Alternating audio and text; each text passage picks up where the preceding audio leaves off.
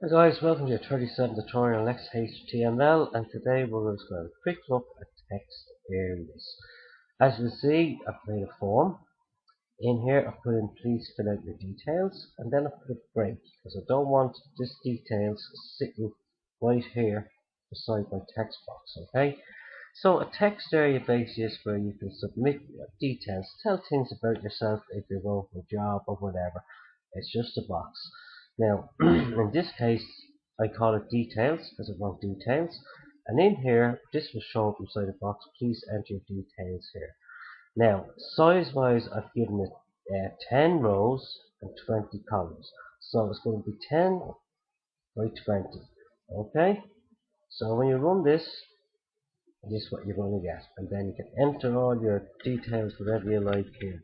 You can also expand that box by doing this. It's just one of the features, but if I wanted to change just this to show you, I could give it maybe say 30. Okay, and let's see what we get from that. If I refresh that box, there you go. So there, that's where you will get, which doesn't really look the main rest, does it? 30 rows, so I'm going to stick with 10. So that's basically very simple there, guys. I know you just can type into it, but when you get further on with submittals and things like that, you'll understand how important it is for you.